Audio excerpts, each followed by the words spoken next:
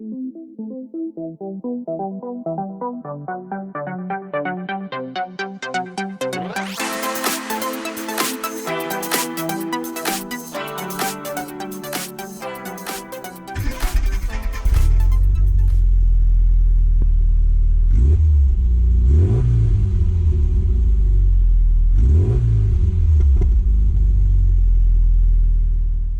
chaps, I do apologise. I've absolutely no idea where I'm up to at this point with the videos. This could be part 27, it could be part 28, might be part 29, I'm not quite sure.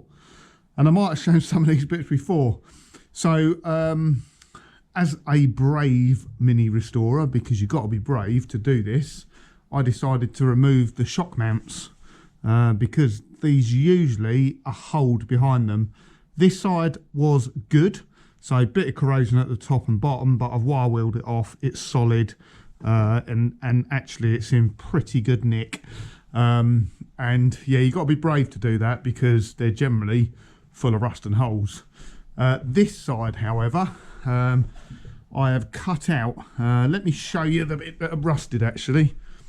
So it was this piece here, and it wasn't actually holed. It was just all swollen up, and in the middle bit, it had just gone, I mean the rust is just, it had all swelled up, and it's all gone like crumbly.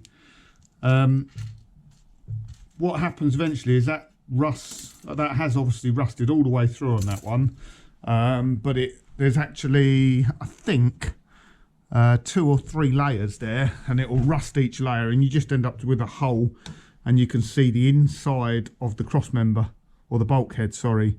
Luckily, this side is fine. That first layer was corroded, I took that off. Second layer is pretty solid. In fact, it's very solid.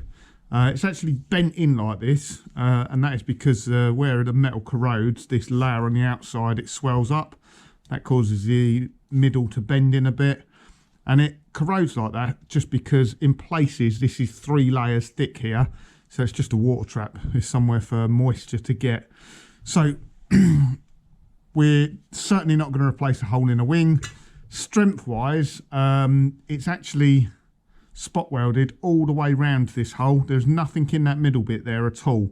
So well, yeah, the strength isn't compromised at all really by cutting that out. You could almost just cut it out and put the shock mount back on, but we're not going to do that. I've cut out a template. In fact, it's I've cut it out very nicely. It fits really well, that does. We're just going to MIG that in place. So I did think all the sort of MIG welding was done, but no, we got a bit more to do, so let's get on with it.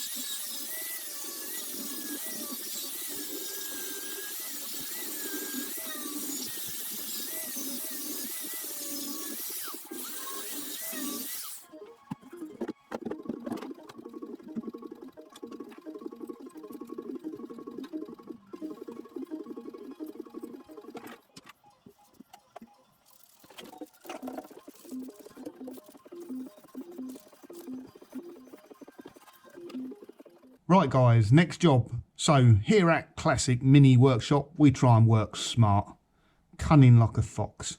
So we need to weld in this new top stabiliser bar bracket, which goes on the bulkhead.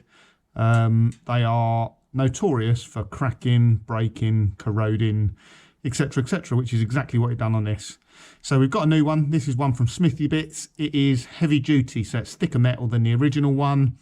It's got a slight angle in the bend here. It's slightly over 90 degrees, so you've got room to squeeze a bush in. And we're also replacing the top plate just because that was really corroded as well. So all we've done, just to make sure we get it perfectly aligned, rather than relying on the old position, because this is a thicker plate now. So we've put a new bush in there. The bush has got a metal sleeve. Tighten that up, and we're just going to mark around the outside now. So in theory, once we weld this on, providing we stick to those marks, we'll be all good. The only thing I'm a little bit concerned about is this metal is really thick, and probably twice as thick as the bulkhead behind it. So I'm worried about getting decent enough penetration on the plug weld. So I'll put the same amount as originally was on here, but I may also run a seam down the top here just to be 100% sure.